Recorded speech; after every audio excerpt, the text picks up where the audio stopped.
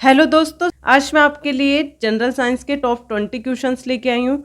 यदि आप यहाँ पर रेलवे, एसएससी, एनटीपीसी, जेई और भी अदर स्टेट के एग्जाम की तैयारी कर रहे हैं तो ये आपके लिए काफ़ी ज़्यादा फायदेमंद होने वाला है।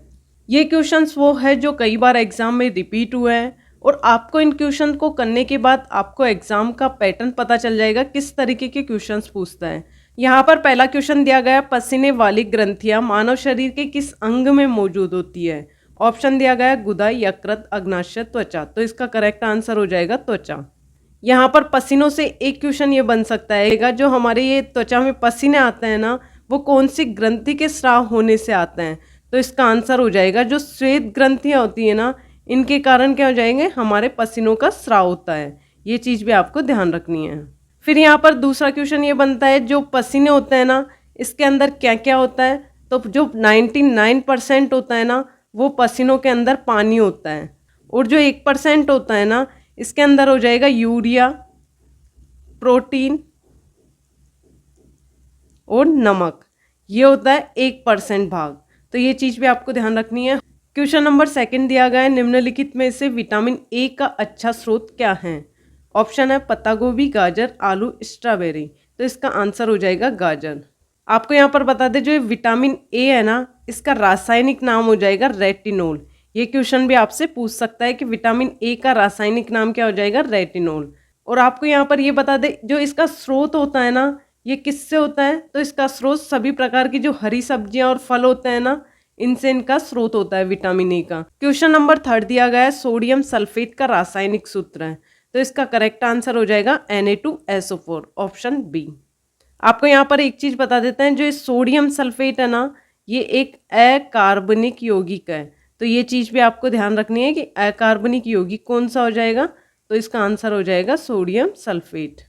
आपको यहाँ पर एक चीज और बता दें, जो सोडियम सल्फेट है ना, इसका प्रयोग मुख्यतः डिटर्जेंट व पेपर पल्पिंग में होता है। डिटर्जेंट का क्या हो जाएगा, चीजों को क्लीन करना होता है। आपको यहाँ पर एक चीज बता दें, जो ये सोडियम सल्फेट है ना, इसका प्रयोग मुख्यतः डिटर्जेंट व पेपर पल्पिंग में होता है। ये चीज पे आपको ध्यान रखनी है। क्वेश्चन नंबर 4 दिया गया है, ऑन्कोलॉजी किस बीमारी के उपचार से जुड़ा है। अस्थि सुशीरता, मधुमेह, कैंसर, रक्त संबंधी विफलता। तो इसका आंसर हो जाएगा कैंसर से। क्वेश्चन नंबर 5 दिया गया है, लार में एंजाइम होता है। ऑप्शन है लिगेज, प्रोटीएज, एमाइलेज, लाइपेज। तो इसका आंसर हो जाएगा एमाइलेज। आपको यहाँ पर पूछ ले कि लार के अंदर 99% क्या होता है।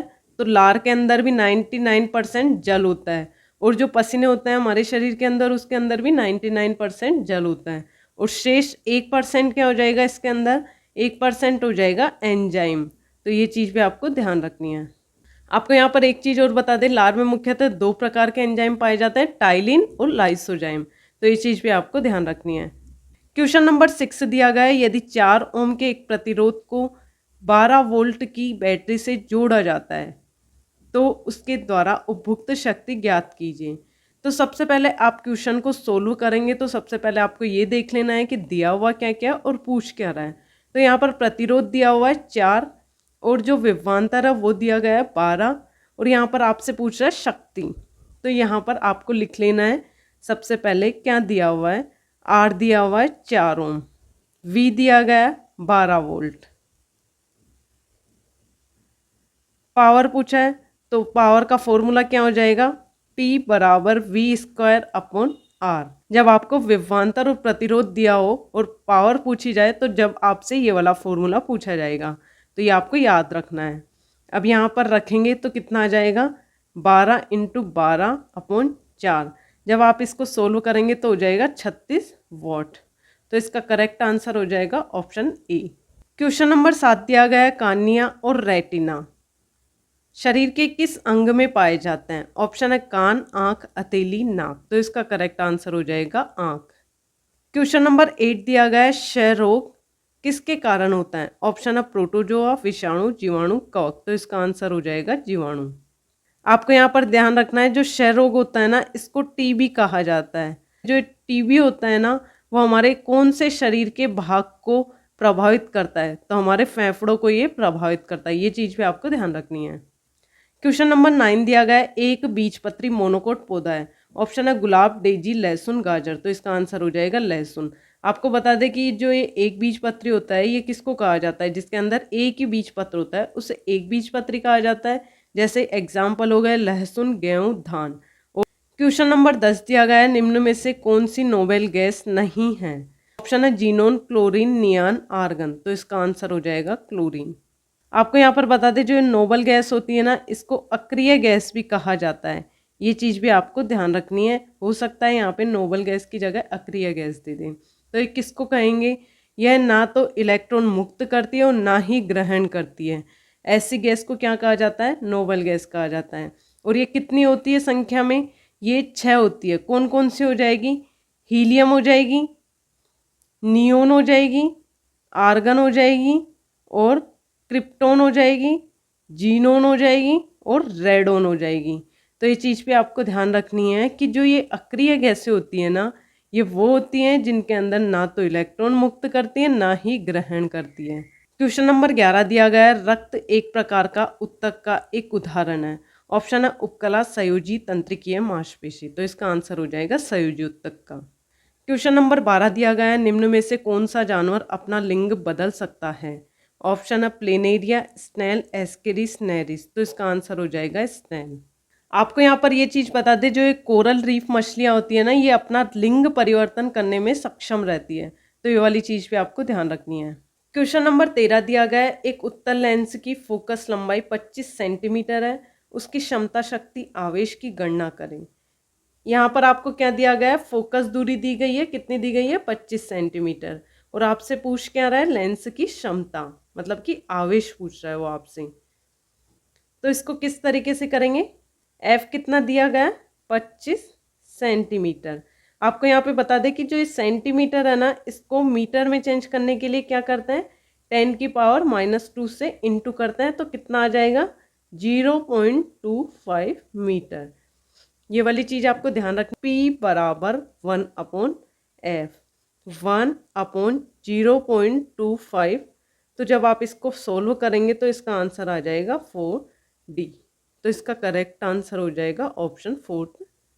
आपको यहाँ पर एक चीज़ और बता दें, जो फोकस दूरी होती है ना, इसका ऐसा ही मात्रक होता है मीटर, इसलिए इसको चेंज कर रहे हैं। 14 दिया गया है, गुणसूत्र किससे संबंधित है। ऑप्शन है श्वसन, स्वांगीकरण, आनुवंशिक लक्षणों के संचारण से, पोषण से। तो इसका करेक्ट आंसर हो जाएगा आनुवंशिक लक्षणों के संचारण से। आपको यहाँ पर एक चीज़ और बता देते हैं, जो गुणसूत्र होते हैं ना, इनके द्वारा ही आनुवंशिक गुण एक पीढ़ी से दूसरी पीढ़ी में जाते हैं। क्वेश्चन नंबर 15 दिया गया है, एक वयस्क मानव के शरीर में कितने लीटर खून होता है। ऑप्शन है 3, 4, 5, 6। तो इसका करेक्ट आंसर हो जाएगा 5 लीटर।